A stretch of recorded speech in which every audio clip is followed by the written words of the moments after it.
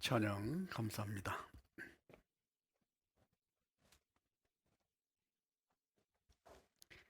네, 함께 기도드리겠습니다. 우리를 사랑하시는 아버지 하나님, 감사합니다. 우리가 세상 가운데 살아갈 때 죄를 물마신 같이 먹고 마시며 살던 저희들, 이제 주님 앞에 섰을 때 심판을 받아 영원히 고통을 받아야만 마땅한 저희들을 주님께서 사랑하심으로 그 높고 영광스러운 보좌 위에서 이 낮고 천한 세상에 오시고 저희들을 구원해 주시기 위해서 십자가에 달려 고난을 받으시고 주님이 그 고귀한 보혈로 저희들을 다 사해 주시고 저희들을 구원해 주신 주님 감사합니다. 저희들을 구원해 주실 뿐만 아니라 이 세상에 살아가는 동안에도 홀로 버려두지 아니하시고 늘 함께 해주시고 지켜주시고 인도해 주신 주님, 오늘도 주님의 십자가의 보혈로 구원함을 얻은 우리 형제자매들 한자리에 모였습니다. 주님께서 주시고자 하시는 귀한 말씀으로 우리 마음속에 깊이 깨닫게 해주시고 이 힘들고 어려운 세상을 주님이 주신 지혜와 능력에 의지하여 힘있게 살아갈 수 있도록 인도하여 주시옵소서. 주님이 계획하신 마지막 때를 사는 저희들에게 더욱더 정신을 차리고 근신하여 기도하며 오로지 남은 때를 주님만을 바라보고 힘있게 살아갈 수 있도록 인도하여 주시옵소서. 저희 중에는 건강치 못하여 치료받는 형제자매들 건강을 회복시켜 주시고, 또한 마음에 정함이 없는 우리 형제자매들 진리의 말씀에 깊이 뿌리를 내려 모진 풍파에도 흔들림 없이 굳건하게 서 있을 수 있도록 인도해 주시고, 주님을 섬기는데 모든 여건과 형편을 아시는 주님께서 조금도 부족함이 없도록 주님께서 도와주시고 인도해 주시옵소서. 오늘도 이 자리에 참석하지 못한 우리 형제자매들 그 어디 있든지 있는 곳마다 함께 해주시고 같은 마음으로 주님을 바라보고 기쁨으로 살아갈 수 있도록 인도하여 주시옵소서. 오늘도 주 성령이와 함께 역사해 주실 것을 믿고 의지하면서 우리를 사랑하시는 거룩하신 주 예수님 이름으로 기도드렸습니다. 아멘. 네, 성경 말씀 마태복음 4장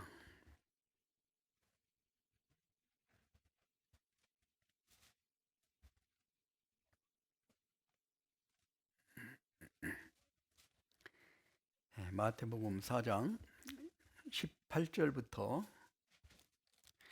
25절까지를 제가 한 절, 우리 형제자매님들이 한 절 교독하시겠습니다. 신약성경 5페이지입니다. 마태복음 4장 18절. 갈릴리 해변에 다니시다가 두 형제 곧 베드로라 하는 시몬과 그 형제 안드레가 바다에 금을 던지는 것을 보시니 저희는 어부라.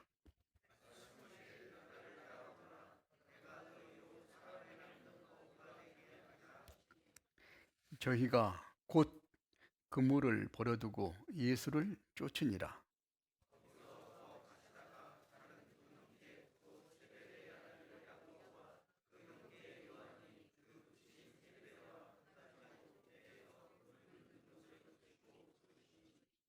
저희가 곧 배와 붓진을 버려두고 예수를 쫓으니라.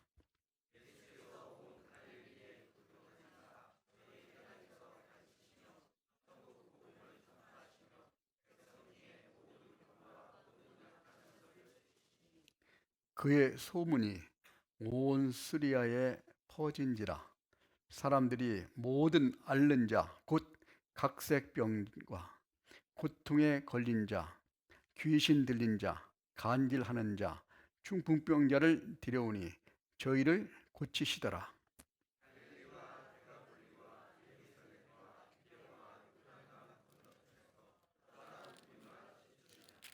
예. 안녕하세요. 예, 예. 이제 어제가 설날이었습니다. 그렇죠? 예, 음력으로 이제 오늘부터 이제 어제부터 새로운 해가 이제 시작됐습니다.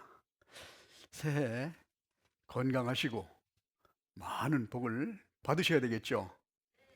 그래서 새해 복 많이 받으십시오 하고 제가 인사를 좀 드리고 싶습니다. 새해 복 많이 받으세요. 건강하시고 복은 참 누구든지 참 복을 받기를 좋아합니다. 성경은 하나님이 우리에게 복을 주시고자 하시는 책입니다. 우리의 인생도 우리 연수가 70이요 강건하면 80이라도 연수의 자랑은 수고와 슬픔뿐이요 신속기간이 날아간다고 말씀하셨는데 7, 80년 사는 인생을 영원히 살 수 있도록 우리에게 참 그런 자격을 부여해 주시고 그렇게 살 수 있도록 만들어 주셨습니다. 그 영생의 축복뿐만 아니라 이 세상에 살아가는 동안에도 우리에게 많은 은혜를 베풀어 주셔서 복을 받게 만들어 주십니다. 그래서 금년에는 더 복을 많이 받아야 되겠죠. 그렇죠? 그래서 금년 주님이 오시기 전에 이제 얼마 남지 않은 그런 기회라고 생각됩니다. 하나님의 그 주시고 싶은 복을 우리가 다 받고 갔으면 얼마나 참 좋겠습니까? 그렇죠? 그래서 복을 아주 쌓을 것이 없이 이렇게 받는 복, 이걸 좀 받는 그런 기회가 되었으면 합니다. 그래서 오늘은 그 복을 받으려면은 복을 받을 만한 일을 해야 되겠죠. 그래서 오늘은 하나님이 쓰시는 사람이라는 주제를 가지고 오늘 또 오늘은 또 너무 또 오래 하면은 또 별 재미없죠. 이게 마음이 엉뚱한 데가 있어가지고 오늘은 아주 잘하는 설교를 하려면은 제일 잘하는 설교가 짧게 하는 거라죠. 그래서 될 수 있으면 짧게 오늘 말씀을 드리도록 하겠습니다. 자, 오늘 본문에 있는 말씀을 보면은 예수님께서 제자들을 처음 부르시는 그 모습이 나와 있습니다. 마태복음 4장 18절에 다시 한번 보겠습니다. 갈릴리 해변에 다니시다가 두 형제 곧 베드로라 하는 시몬과 그 형제 안드레가 바다에 금을 던지는 것을 보시니 저희는 어부라. 말씀하시되 나를 따라오너라. 내가 너희를 사람을 낚는 어부가 되게 하리라 하시니 저희가 곧 그물을 버려두고 예수를 쫓으니라. 이 성경 말씀 우리가 쭉 생각해 보면서 하나님은 어떤 사람을 쓰시는가 하는 내용을 한번 오늘 마음속에 한번 새겨보고자 합니다. 구원받지 않는 사람은 가장 중요한 것이 있다면은 구원받는 일일 거예요. 그것도 하나님이 가장 원하시는 일입니다. 하나님은 모든 사람이 구원을 받으며 진리를 아는 데 이르기를 원하시느니라. 하나님의 가장 큰 소원이 있다면은 모든 사람이 구원받고 하나님과 함께 영원히 사는 것을 하나님이 가장 원하시는 사항이라는 겁니다. 그러면은 구원받은 그리스도인은 가장 중요한 게 뭘까? 하나님에게 귀하게 쓰임받는 일일 겁니다. 아마 세상을 살아가면서 하나님이 쓰임을 받지 못한다면은 그것보다도 더 큰 비극은 없을 거예요. 하나님이 잘 쓰셔야 되는데 쓰시지 못한다면은 얼마나 참 안타까운 일이겠습니까? 그래서 우리를 구원해 주신 목적도 하나님은 일을 하기 위해서 우리를 구원해 주셨다는 사실을 우리가 알 수 있을 겁니다. 우리가 잘 알고 있듯이 에베소서 2장 10절에 보면은 무슨 말씀이 있어요? 우리를 지으신 목적이 나와 있는데 우리를 왜 지으셨냐고 하나님 말씀하셨냐면은 선한 일을 위하여 지으심을 받았다. 선한 일이라면은, 세상에서 가장 선한 일이라면은 죽어가는 사람을 살리는 일일 겁니다. 그것보다도 더 중요한 일은, 영원히 죽어가는 영혼을 살리는 일보다 더 중요한 일은 없다. 더 큰 선한 일은 없다. 하나님은 그것을 가장 귀중하게 보십니다. 그 일을 위해서 하나님이 직접 육신을 입고 이 땅에 오신 분이 예수님이신데, 예수님도 이 일을 위해서 우리를 오셨잖아요. 그래서 우리가 하나님의 쓰임을 받는다는 것은 그야말로 얼마나 중요한가. 쓰임을 받으면 또 우리가 쓰임을 받을 만큼 하나님께서 우리에게 그 큰 영광을 우리가 베풀어 주시겠다고 약속을 하셨습니다. 오늘 본문은 여기 나와 있는 걸 보면은 이제 바로 갈릴리 해변에 다니시다가 베드로와 여기 있는 안드레가 있는 걸 보셨는데, 이게 처음 딱 만나자마자 나를 따라오너라, 이게 이렇게 말씀하시는 게 아니죠. 이 일이 있기 전에 요한복음 1장에 보면은 세례 요한이 예수님이 오시는 거 보고 뭐라고 했습니까? 보라, 세상 죄를 지고 가는 하나님의 어린 양이로다, 이런 말도 했었고, 또 요한복음 1장 21절에는 이제 예수님께서 큰 기적을 행하시는 이 모습을 보고 우리에게 이제 안드레가 하는 말씀이 뭐랬습니까? 우리가 이 메시아를 만났다. 그러면서 자기 형을 한번 가보자 해가지고 막 데리고 가는 모습들이 나와 있죠. 그 누가복음 5장에는 어떤 일이 있었냐면은 이제 예수님이 이 제자들이 이제 갈릴리 호수에서 물고기를 잡는데, 밤이 다 새도록 물들을 잡았는데 한 마리도 못 잡았어요. 예수님이 딱 나타나서 하신 말씀이 깊은 데에 가서 그물을 내라. 아마 여기에서는 베드로는 갈릴리 호수에서 물고기를 잡아먹고 일생을 커온 사람입니다. 물고기라면은 그 누구보다도 언제 어떻게 어디에 가야 물고기를 잡는지를 더 잘 알고 있는 사람일 거예요. 예수님이 처음 오셔가지고 그물을 밤새 졌는데 한 마리도 못 잡고 허탕쳐서 그물이 이제 참 털고 있는데, 예수님 오시더니 그래도 해가 이제 떠올랐으니까 물고기는 이제 물고기 깊은 데로 내려갈 거 아니겠어요. 그러니까 제자들한테 깊은 데로 가서 그물을 던지라고 얘기했습니다. 아마 베드로가 교만했으면은, 물고기라면은 내가 너보다는 선생이다. 여기서 내가 이렇게 일생 동안을 먹고 살았는데 네가 뭔 안다고 나를 그렇게 하느냐라고 얘기할 줄 몰라도, 베드로가 말씀에 의지하여 그물을 내리나이다. 그물을 내리니까 그물이 그냥 막 차가지고 막 이게 막 터질라고 그런 거예요. 예? 이와 같은 큰 역사를 보여주시니까 베드로가 그 자리에서 물에 뛰어내려 가지고 예수님이라는 걸 확실히 이제 깨달았죠. 예? 예수님은 저를 떠나서서 저는 죄인이로소이다. 그 자리에서 예수님 알아봤습니다. 그 다음에 이제 제자들을 딱 부르니까 시간을 주고 나서 이제 이와 같은 오늘 본문에 있는 말씀을 이제 하시는 겁니다. 그러니까 여기서 이게 처음 딱 만나는 것이 아니라 예수님 그 앞에 예수님이 어떤 분이라는 걸 확실히 알고 나서 이제는 따라오라고 그러니까 베드로는 그물을 던지는 곳에서 물고기를 잡는 일을 했죠. 예. 거기서 이제 나를 따라오라고 그러니까 곧 그물을 버려두고 예수를 쫓는다. 그물을 버려둔다는 것은 뭐예요? 자기가 그물로 물고기를 잡아 먹고 살았는데 자기가 먹고 살 수 있는 그런 방법을 완전히 버려두고 예수님을 따라오는 겁니다. 그러니까 모든 것을 버려두고 예수님을 따라오는 거예요.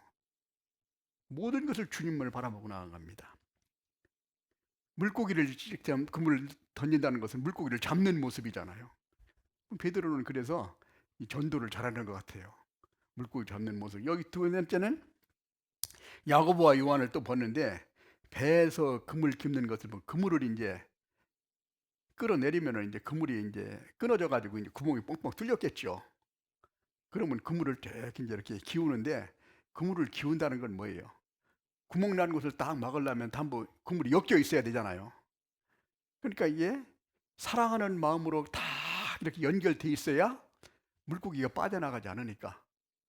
그래서 여기는 그 요한은 여기는 그 사랑하는 마음으로 그물이 얽힌 것처럼 이렇게 에, 그물 깁는 일, 그 일을 하면서 이제 불렀습니다.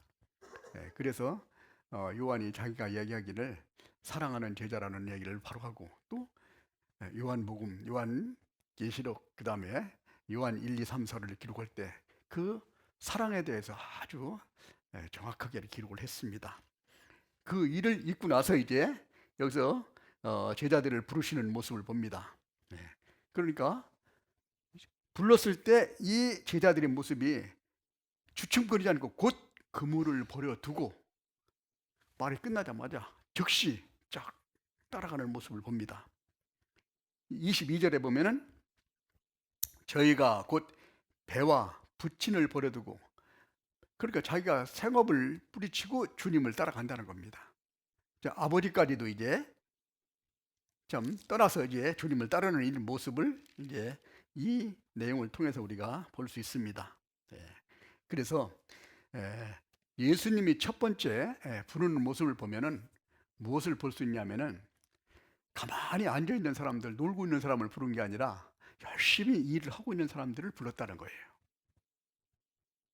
물고기를 계속 잡는 모습, 베드로를 부르시고 배에서 그물을 깁는 모습을 보고 이제 또 여기서 이 제자들을 부르시고, 마태는 언제서 불렀습니까?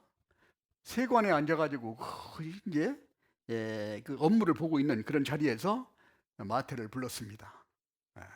또 우리가 엘리사는 어떤 때 불렀냐면은 그러니까 12교리를 쫙 가지고 밭을 쫙 이렇게 갈고 있는데 여기서 이제 엘리사를 불렀잖아요. 일을 열심히 하고 있는 상태에서. 다윗은 언제 불렀습니까? 다윗은 자기가 양을 치고 있는 이 상태에서 이제 부름을 받았습니다. 이 다윗을 보면은 이세의 이제 8번째 아들인데 사무엘이 가서 기름을 붓겠다고 얘기하니까 자기 형들은 다 사무엘한테 이제 요즘 말하면 면접을 딱 보러 갔는데 가만히 보니까 거기 있는 그 아버지가 양을 누가 봐야 될 거 아니겠어요? 누구 한 사람 가야 되는데 아무래도 면접에 좀 이제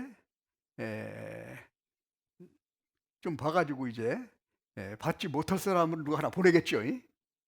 그러니까 이 다윗은 면접에서도 떨어진 거예요. 그러니까 아버지가 와서 너는 가서 양 쳐라. 네 형들이 여기 면접 볼 테니까. 그게 다 쫙 보고 나니까, 사무엘이 보고 나니까 하나님이 선택한 사람이 없다는 거예요. 그래서 이세한테 그런 얘기했죠. 네 아들이 다냐? 하나 있는데 말째가 지금 양을 치고 있습니다. 데려오라고 그랬죠. 데려오라고 그러니까 이제 딱 보니까 그냥 이제 아마 외모로 봐서는 그렇게 참 훌륭하지 않았던 것 같아요. 근데 그 마음이 이 하나님을 사모하는 그런 마음이 간절했다는 것을 사무엘이 딱 보고 나서는 다윗을 딱 받아서 이제 선택을 했잖아요. 그래서 이렇게 양을 치는 그 곳에서 이렇게 다윗을 부르셨습니다. 이와 같이 주님께서는 항상 어떤 일에 열심히 하고 있는 자리에서 하나님을 부르신다는 거예요. 이것은 그때만 열심히 한 게 아니라 그런 습관적으로 열심히 살아왔다는 겁니다. 그래서 우리가 부지런한 사람, 즉 성실한 사람을 하나님이 쓰신다는 사실을 우리에게 교훈해 줍니다. 어떤 미국에서 큰 이제 아주 부잣집 옆에 한 소년이 살고 있었습니다.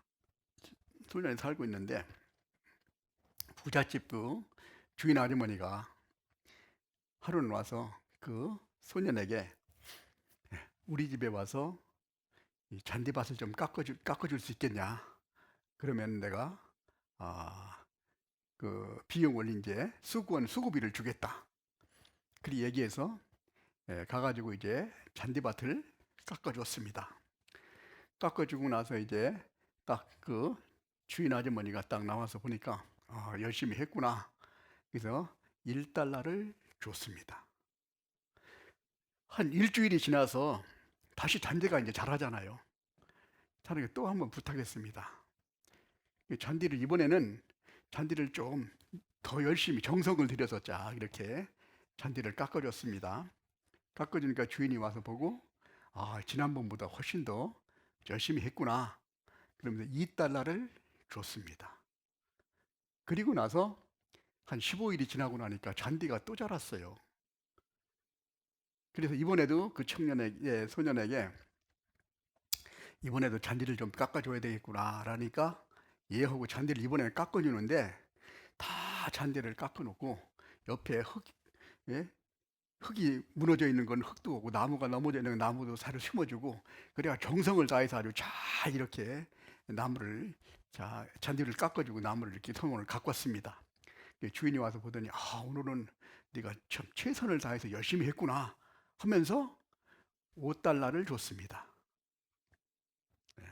자, 이 5달러를 주고 나서 그 주인이 이제 하는 말이 내가 앞으로는 어디 가서 뭘 하든지 5달러 받는 일을 하도록 해라 라고 얘기를 했습니다. 그 소리를 이제 듣고 나서 이 소년이 이제 내가 어디 가서 무슨 일을 하든지 최선을 다해서 해야 되겠구나 하는 것을 마음에 새겨놓고 그때부터 어떤 일을 하든지 열심히 하는 거예요. 그래 나중에는 아주 큰 기업가가 됐다는 우리 일화가 있습니다. 그래서 우리가 어떤 상태든지 자기에게 맡겨진 걸 최선을 다하는 그런 모습을 우리가 습관으로 갖고 살아갈 때 항상 많은 사람들로부터 인정을 받고 또 쓰임을 받을 수 있다는 겁니다. 세상에서 머리 좋은 사람은 뭐 필요하겠죠. 근데 머리 좋은 사람은 많이 필요하지 않아. 몇 명만 필요해. 그러나 성실한 사람은 어디서나 다 필요합니다. 열심히 사는 사람은 어디서나 환영을 받아요. 그래서 우리가 살아가는데 항상 성실한 그런 마음가짐을 가지고 어렸을 때부터 습관이 들여놓는다면은 어디 가도 환영받습니다. 학교 가도 그렇고 직장에 나가도 그렇고 어디라는 모든 일을 하더라도 자기 일에 열심히 하는 자, 우리 하나님 말씀에도 자기 일에 열심히 하는 자는 왕 앞에 설 것이요 천한 자의 앞에 서지 않을 것이다. 열심히 하는 사람한테 하나님께 쓰임을 받는다는 사실을 우리에게 교훈해 주고 있습니다. 우리가 잘 알고 있는 미국의 100달러짜리 지폐, 아마 우리가 달러를 잘 못 보시기 때문에 달러에 나와 있는 사람 나와 있죠. 거기에 누가 나왔냐면은 벤자민 프랭클린이라는 사람이 나와 있습니다. 자, 그럼 우리나라 그래서 그 소리를 가만히 생각해 보면서 우리나라 돈에는 누가 나와 있을까? 한번 누가 나와 있어요? 자, 그러면은 이제 1,000원짜리부터 1,000원짜리부터 1,000원짜리 누가 나와 있어요? 예? 율곡? 1,000원짜리는 누가 나와 있어요?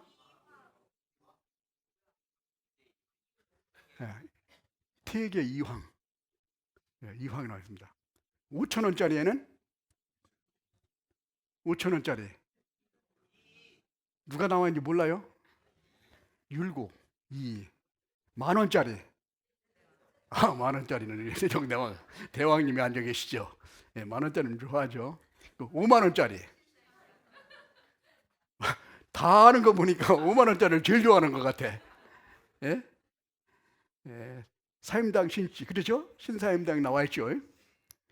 그러니까 이 돈에도 사람이 이제 딱 이제 유명하고 훌륭한 분들이 이제 돈에 딱 나와 있는데 100원짜리에는 누가 나와 있습니까? 예? 100원짜리 누가 나와 있는지 모르세요? 동전에. 나중에 이제 끝나고 나서 한번 보세요. 예. 그래서 미국에 100달러짜리면은 100달러 이상 없죠. 지폐. 우리나라 돈으로 얘기하면 지금 한 13만 원 정도 되는 셈이죠. 우리 10만 원짜리 돈인 셈입니다.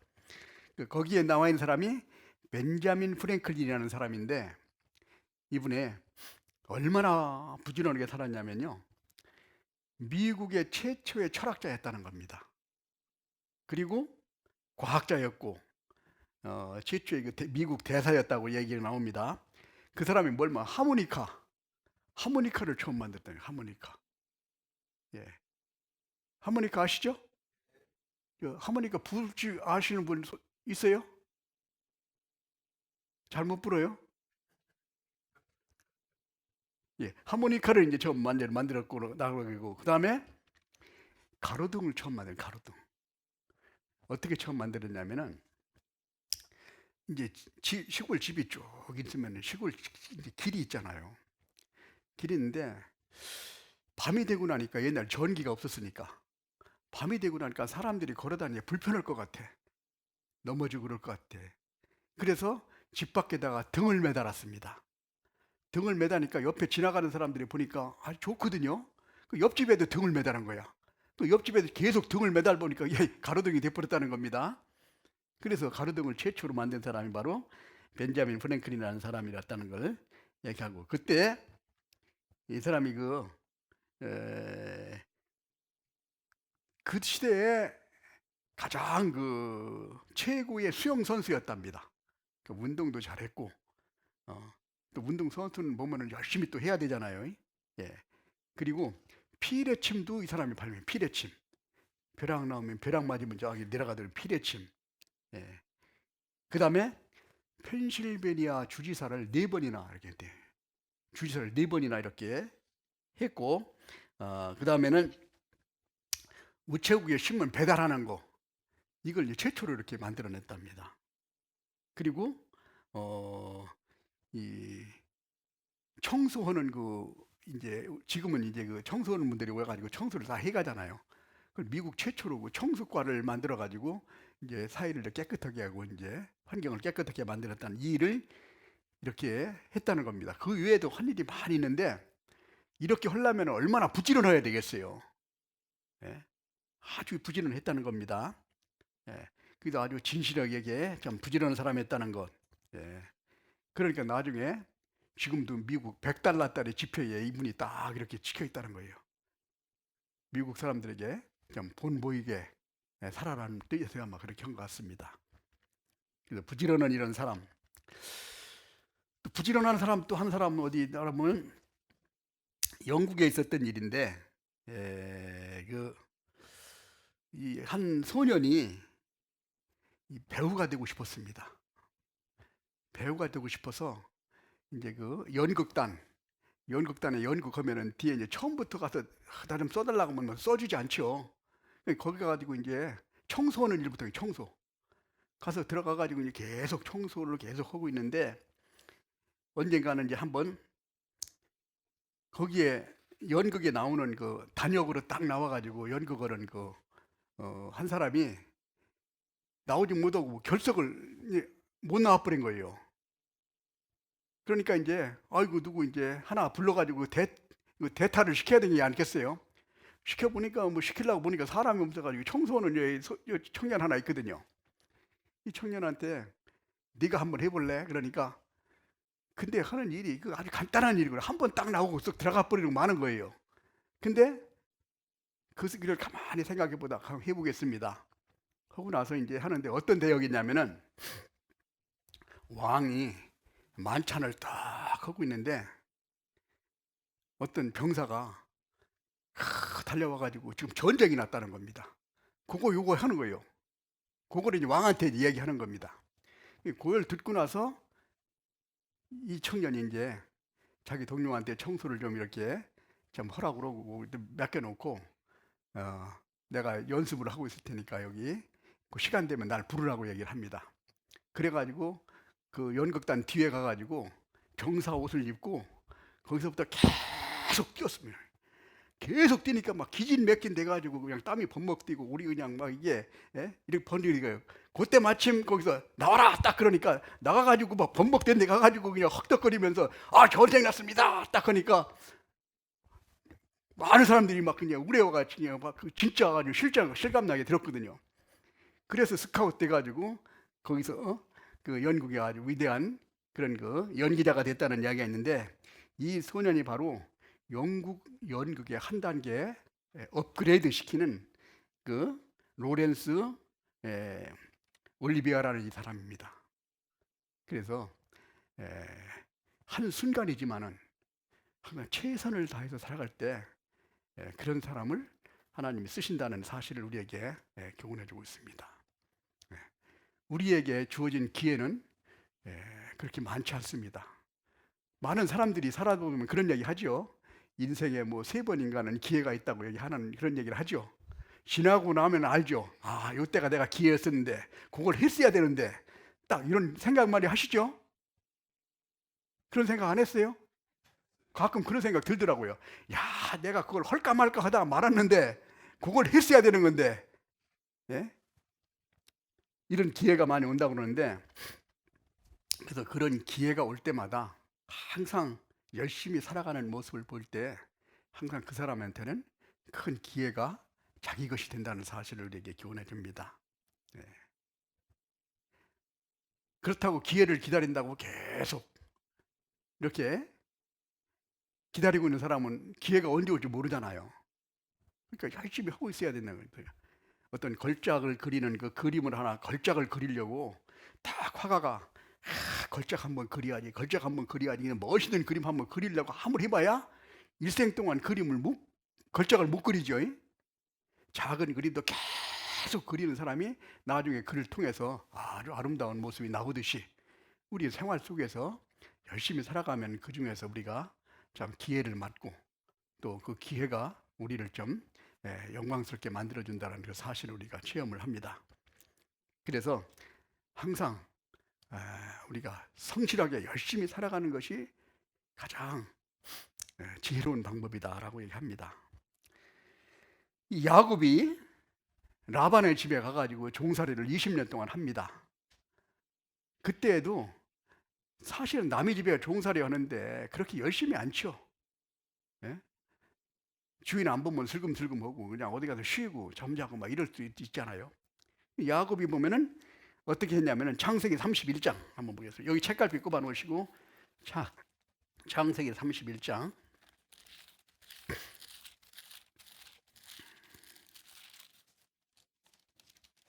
40절.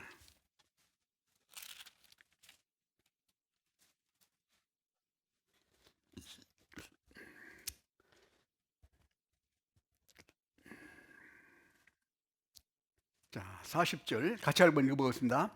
내가 이와 같이 낮에는 더위를 무릅쓰고 밤에는 추위를 당하며 눈 붙일 겨를도 없이 지내었나이다.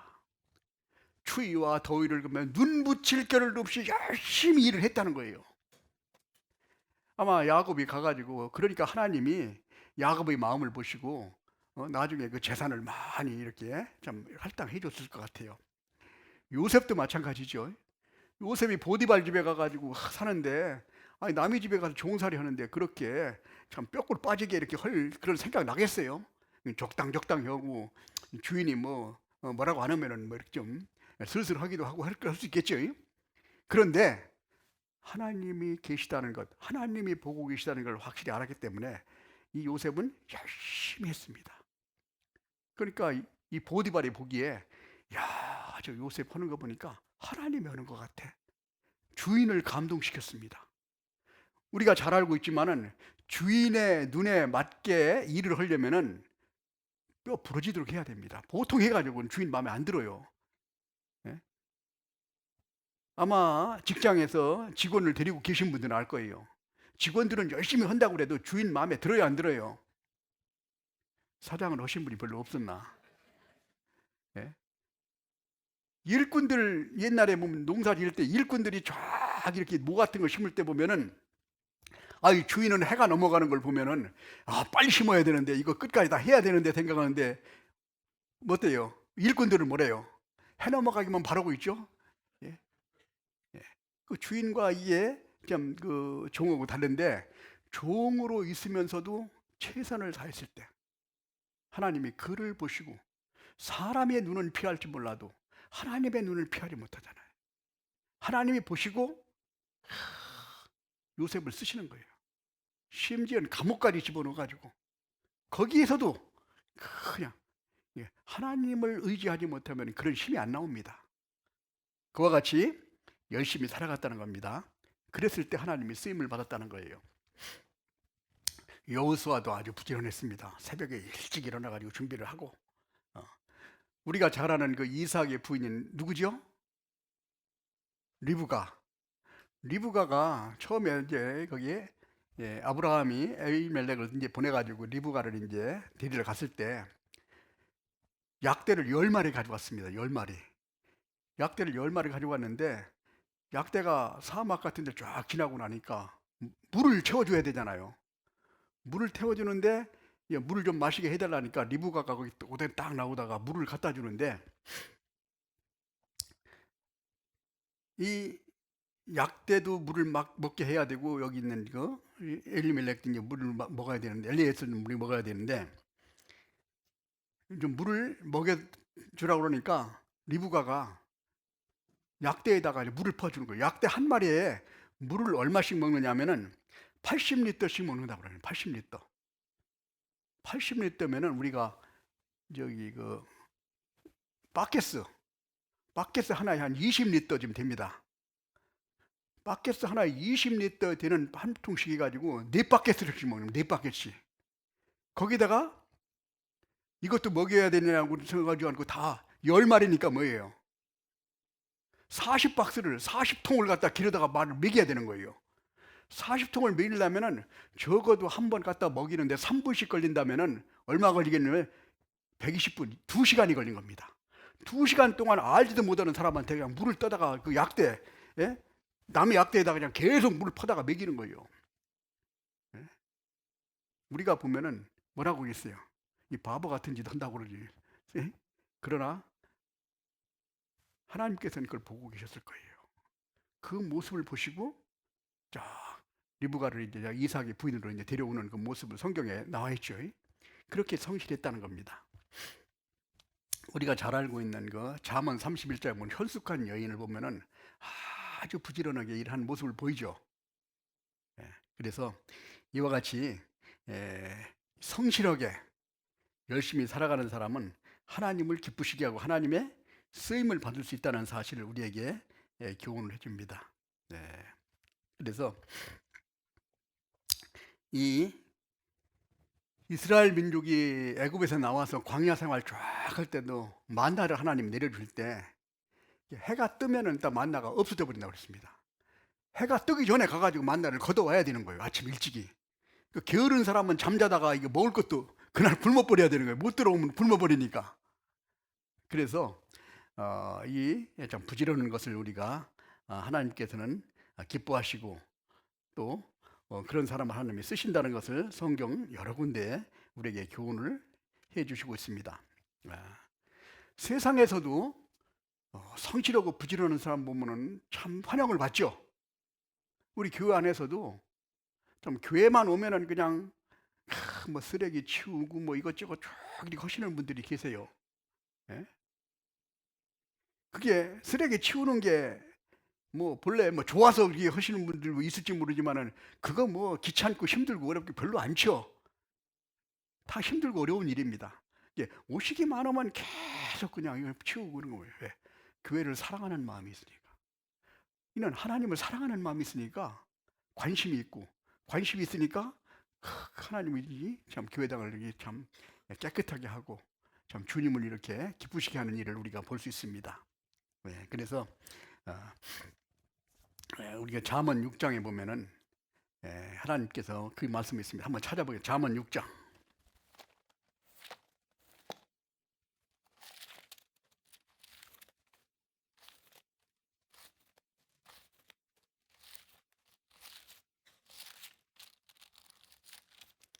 잠언 6장 6절.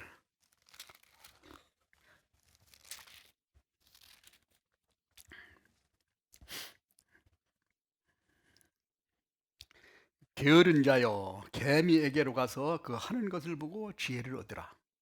개미는 두령도 없고 간역자도 없고 주권자도 없으되, 8절 같이 읽겠습니다. 먹을 것을 여름 동안에 예비하며 쉴새 양식을 모으느니라. 예. 하나님이 개미를 만들어 놓은 이유가, 왜 개미를 만들었을까? 아마 우리 사람들에게 부지런히 하는 모습을 좀 보여주기 위해서 개미를 만든 것 같습니다.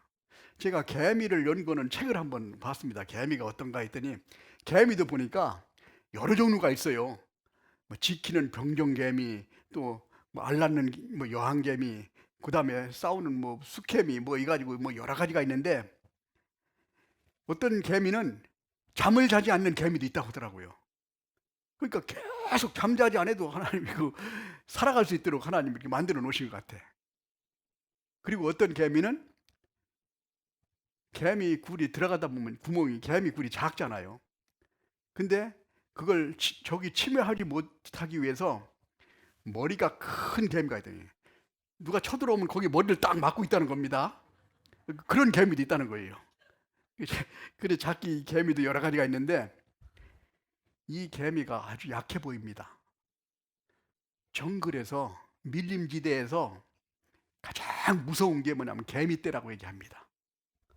호랑이나 사자, 맹수들도 개미떼만 보면 다 달아난다는 거예요. 네. 아주 작은 것인데 뭉치면 그렇게 힘이 있고, 누가 지혜하는 사람도 없이 딱 하나가 돼가지고 살아가는 그 모습을 보면은, 또 부지런히 살아가는 모습을 보죠. 그 모습을 우리에게 하나님은 교훈으로 우리에게 보여주신다는 걸 생각을 해봤습니다. 그래서 게으르면은 신앙생활 하기도 어렵습니다. 그래서 우리가 참 항상 성실하게 이렇게 열심히 살아가는 사람은, 아마 요즘 보면은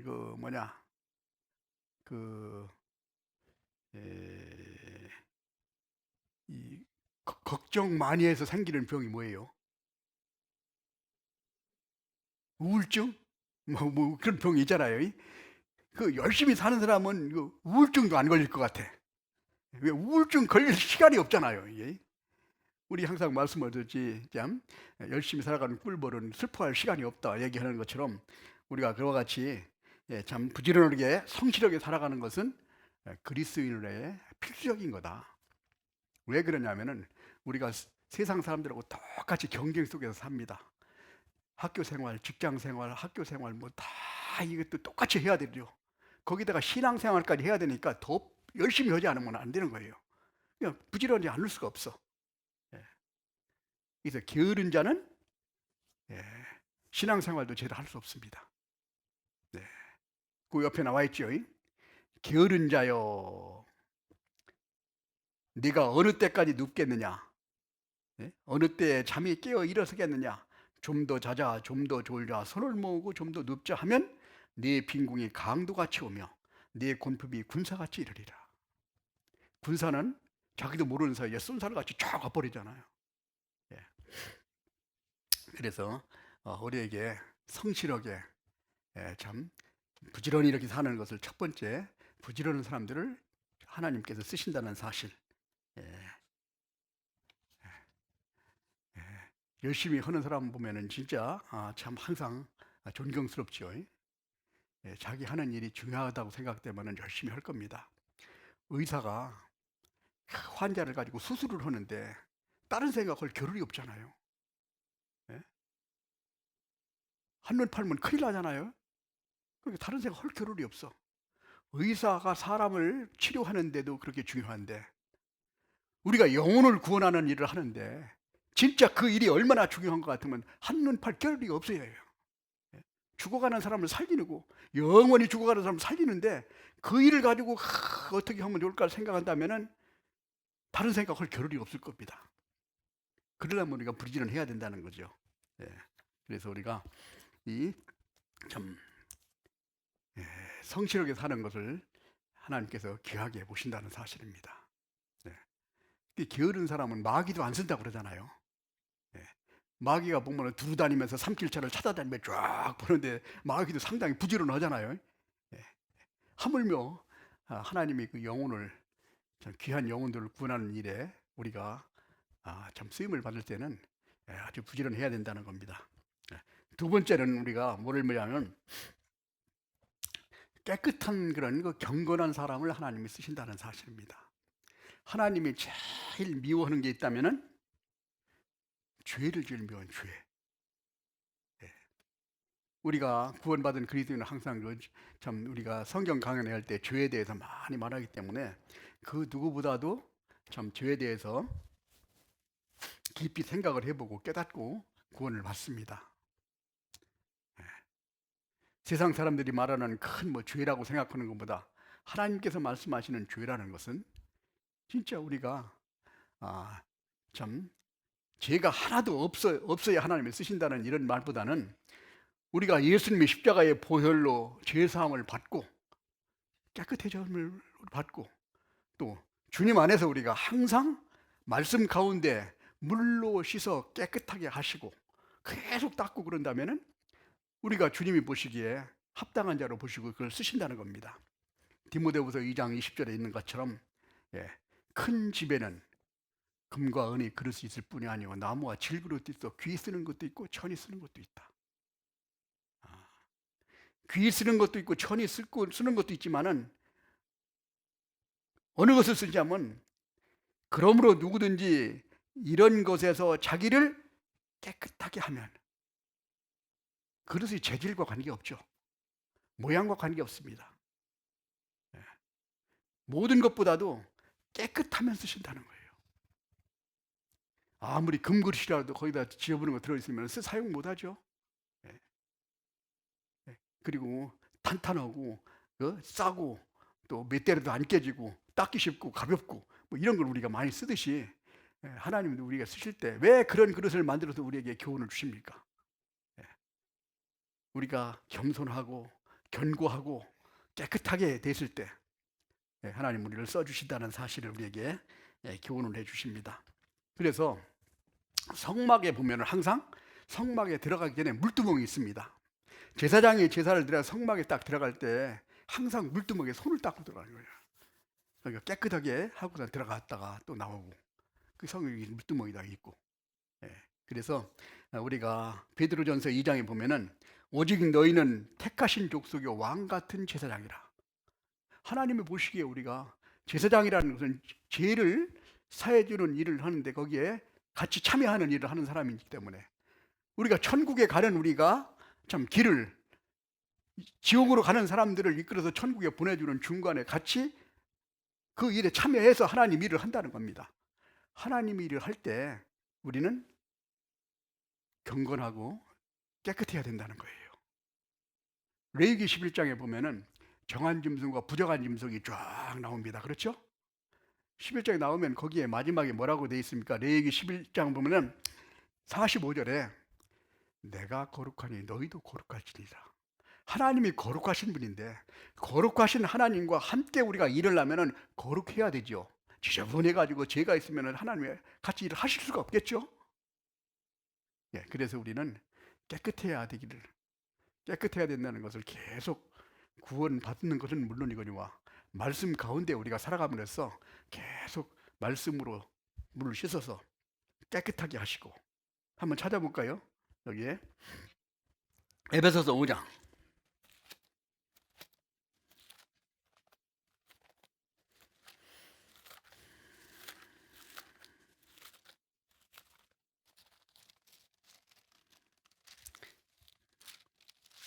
26절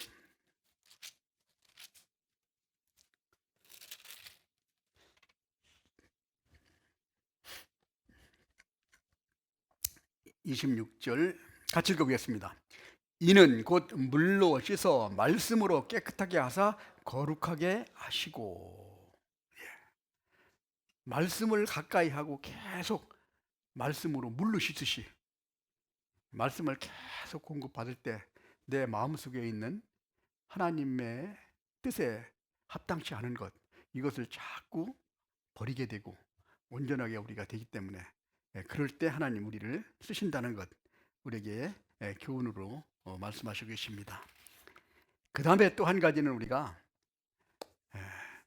하나님을 쓰시는 사람은 겸손한 자를 위해 겸손한 자. 마태복음 11장 29절에 보면 해놨습니다. 28절부터 보면 그런 말씀 있죠.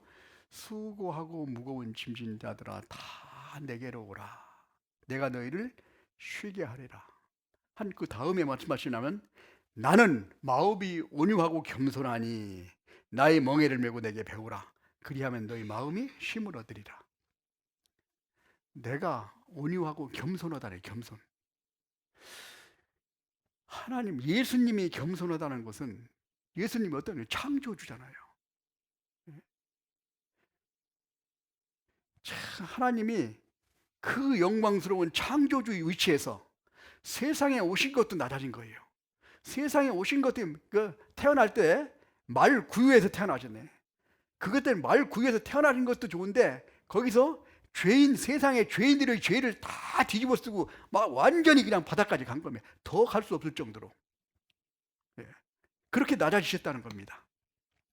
그분과 함께 우리가 일을 하려면은 낮아지지 않고는 우리가 함께 일하기 쉽지 않다는 거예요. 까딱 잘못하면은 머리 위에서, 예수님 머리 위에서 우리가 참 살아갈 수 있다는 겁니다. 그와 같이 예수님이 낮아졌다는 거예요.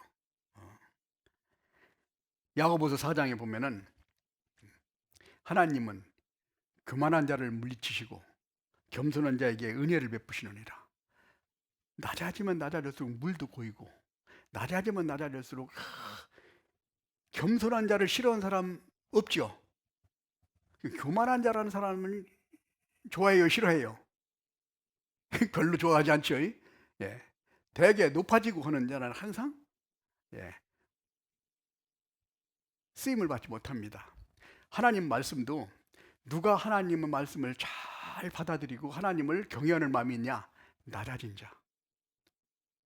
진짜 하나님 말씀을 생명과 같이 받아들인 자는 내가 철저하게 아주 헤어날 것이 없는 거라는 그런 아주 낮아진 그런 위치에 있을 때는 하나님을 붙들게 돼 있습니다.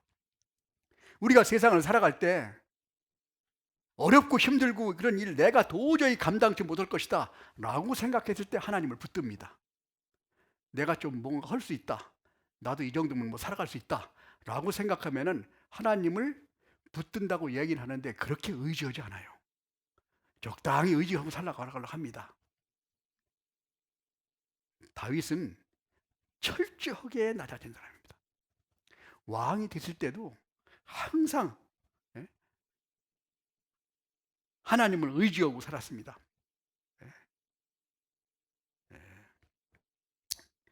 한번 그 예를 한번 잠깐 찾아볼까요? 시편 16편 한번 보겠습니다. 16편.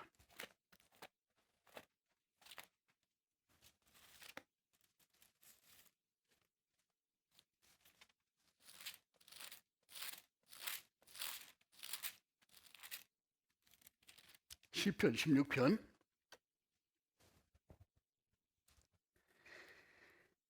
하나님이여 나를 보호하소서. 내게 주께 피하나이다. 내가 여호와께 이르되 주는 나의 주시오니 주밖에 나의 복이 없다 하였나이다.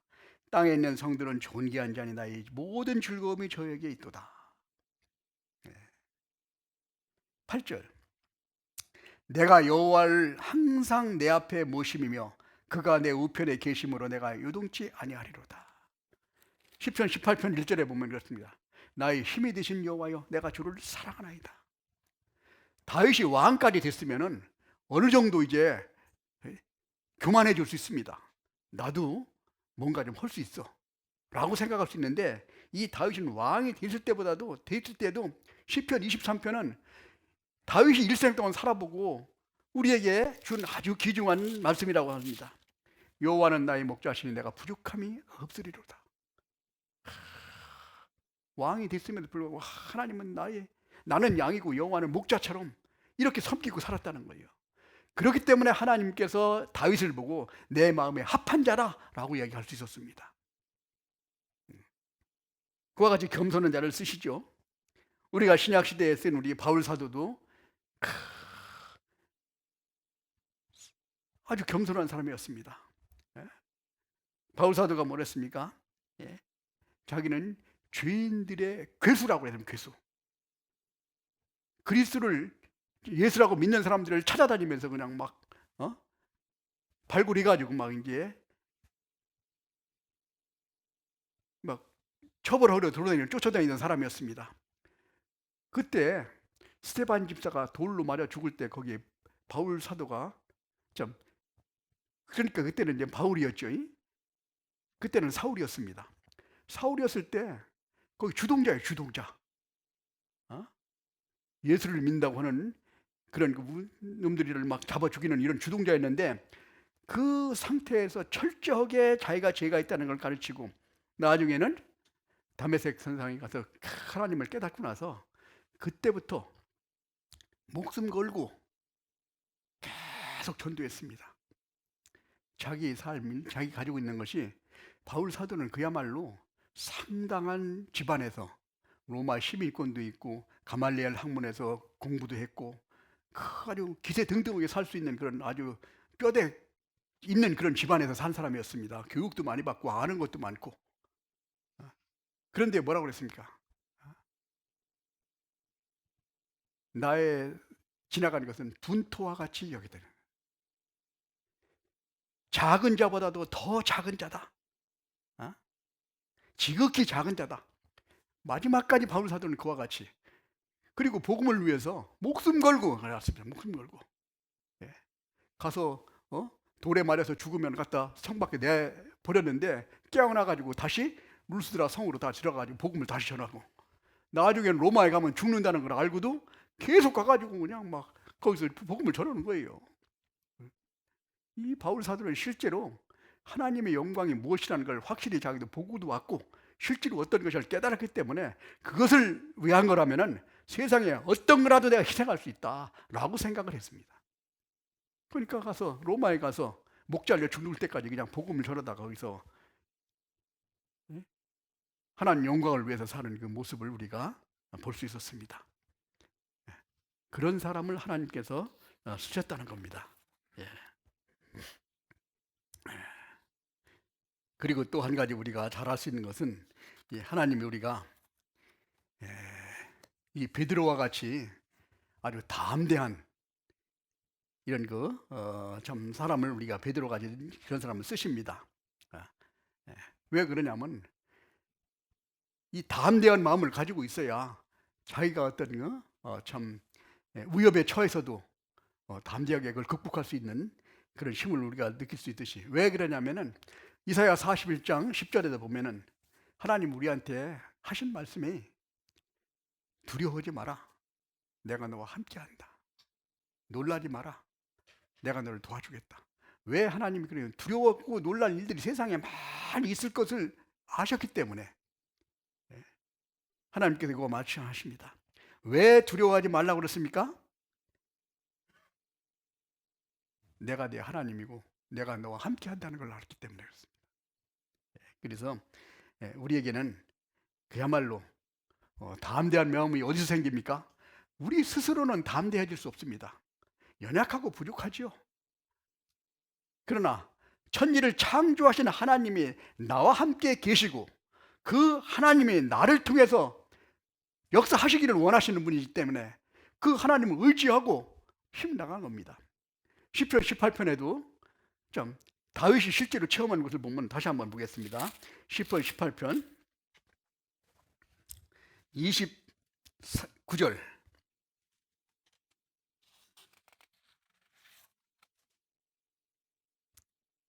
29절 내가 주를 의뢰하고 적군에 달리며 내 하나님을 의지하고 담을 뛰어넘나이다. 30절 같이 읽겠습니다. 여호와의 도는 완전하고 여호와의 말씀은 정미하니 저는 자격에 피하는 모든 자의 방패시로다. 이 다윗은 진짜 하나님을 의지하고 살아가는 그런 담대한 믿음을 어렸을 때부터 체험을 했다는 겁니다. 양을 키울 때도 양을 이 맹수가 물어가게 되면 고모고 사자하고 싸워서 양을 데려오고, 또 골리앗한테 가가지고 골리앗과 싸워서 뉘우치고, 심지어는 사울 왕이 근위대 3,000명을 데리고 죽이려고 쫓아다녀도 한 10년 동안을 숨어서 살면서 하나님을 붙들고 담대하게, 거기서 쫓아다니는 사울은 막 긴장해서 다니는데 다윗은 그냥 같은 굴에 있으면서 다리 쭉 뻗고 잠자고, 이런 마음이 참 어디서 나오겠습니까? 네? 그런 마음으로 하나님을 의지하는 마음이 그렇게 확실하기 때문에 마음의 평안을 얻을 수 있습니다. 우리가 세상을 살아가면서도 우리가 세상의 많은 근심과 걱정 속에서 우리가 살아갑니다.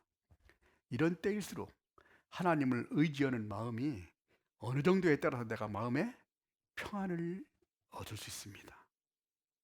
세상에 대해서는 평안을 얻을 수가 없어요.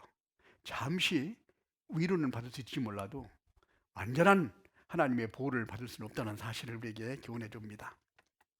그 다음에 또 한 가지는 우리가 충성스럽고 순종하는 마음을 가진 사람.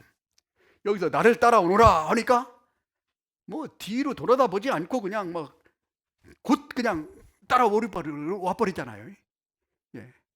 예수님이 어떤 분이라는 걸 확실히 알아야 따라갈 수 있습니다. 가도 내가 큰일 나겠다 하면 따라가요, 안 따라가요? 안 따라가지요. 내가 저 사람 따라가면 말할지도 모르겠다 생각하면 따라갑니까, 안 따라갑니까? 그대로 따라가요? 안 따라가죠. 확신이 있어야 되는 거예요. 그리고 예수님에 대한 확실한 믿음이 있어야 우리가 그 다음에 충성을 하고 순종을 합니다. 여기서 우리가 쓰임을 받은 사람들을 쭉 우리가 한번 돌아보면은 확실한 믿음을 가지고 있다는 겁니다. 아브라함이 갈대아 우리 나올 때 너희 친척 본토 아비 집을 떠나 내가 내게 쉽지 않고 가라. 보따리 싸가지고 쫙 따라갑니다. 확실치 않으면 누가 따라갑니까? 누가 죽을지 모릅니까? 고생하기 싫어서요? 자, 가왔습니다. 확실하니까 그냥 보따리 싸가지고 쫙 같이 따라갑니다. 예. 실제로 그 같은 믿음을 우리가 있어야 되는, 확실히 우리가 순종할 수가 있죠. 예. 그리고 이때 제자들을 보면은 그렇게 특출한 사람이 없었습니다. 많이 배우고 많이 가문이 좋고 많이 뭐 재산이 있고 별로 없습니다. 전부 다 물고기를 잡아서 먹고 사는 사람은 그때 시대에도 별로 참 이렇게 인정을 받지 못하는 사람들이었습니다. 평범한 사람들, 이런 사람들을 들어서 하나님이 그 귀한 일에 쓰셨다는 겁니다. 우리를 통해서도 하나님이 그렇게 쓰시기를 지금도 그런 사람들을 찾고 계시다는 사실입니다. 하나님은 하나님을 통해서 우리 하나님 일을 하시기를 원하시는 분이에요. 크고 훌륭한 사람들을 부르는 것이 아니라 평범하게 열심히 살아가는 사람들을 하나님이 찾으시고 계신다는 사실입니다. 우리가 뭘 끝까지 인내하며 견딜 수 있는 이런 사람들을 하나님이 찾으신다는 것, 이런 사람들을 우리가 교훈을 우리가 바라보면서 과연 우리 삶 속에서 어떻게 해야 하나님의 쓰임을 받을 수 있을까 하는 마음을 우리가 깊이 생각을 좀 해보는 그런 시간이 됐으면 합니다. 그래서 오늘 종합적으로 한번 생각해 본다면은 우리가 진짜 하나님은 지금 이 시간에도 하나님이 일할 사람을 찾고 계시다는 거예요. 왜? 마지막 때가 가까워졌으니까 더욱더 하나님이 많은 잃어진 영혼들이 아직도 세상에 많이 있기 때문에 이 영혼들을 구원하기를 하나님이 원하신다는 겁니다. 우리를 부르시는 목적은 여기서 물고기를 잡는 어부들을 불러서 사람을 낚는 어부가 되겠다고 하나님이 말씀하셨죠. 오늘 본문에 마태복음 4장 19절에 보면은 말씀하시되 나를 따라오너라 내가 너희로 사람을 낚는 어부가 되게 하리라. 사람을 낚는 어부가 되게 하겠다. 우리를 부르신 목적이 여기에 나와 있습니다. 우리를 부르신 이유는 사람들이 영혼을 구원해서 천국으로 보내는 일을 우리가 같이 한다는 거예요. 예. 그래서 그 일을 우리가 하실 수 있도록, 예. 그 일을 하려면은 우리가 이제는 내가 생각하는 내 지혜라든지 지식이라든지 내 인격이라든지 내 인내력이라든지 내 힘으로라든지 이것 가지고는 부족하다는 거죠. 그래서 항상 우리가 중요한 것은 하나님의 능력을 통해서 역사하셔야 된다는 거예요. 역사를 어떻게 받느냐? 말씀을 순종할 때 하나님이 역사해 주신다는 겁니다. 그리고 간절하게 하나님께 의지하고 구하라 그러면 주실 것이고 찾으라 그러면 찾을 것이고 두드리라 그러면 열릴 것이다. 간절하게 하나님 말씀에 의지하고 또 하나님의 뜻대로 하나님을 기쁘시게 하는 삶을 우리가 살고자 하는 마음속에 정하고 살아갈 때 하나님께서 우리를 써주실 겁니다. 다니엘서 1장 8절에 보면은 다니엘이 뜻을 정하여 자기 몸이 더럽혀지는 것을 막기 위해서 목숨까지 건 사람입니다. 그런 다니엘을 하나님이 써주신 거예요. 왜 깨끗하게 하길 원해요? 하나님 보시기에 합당한 사람이 되기 위해서 자기를 그와 같이 어떤 어려움과 고난 속에서도 자기 목숨이 달아나는 일이 있더라도 주님 보시기에 합당한 사람이 되기 위해서 노력했는 그 다니엘을 하나님이 써주셨다는 사실을 역사적으로 우리가 확인할 수 있습니다.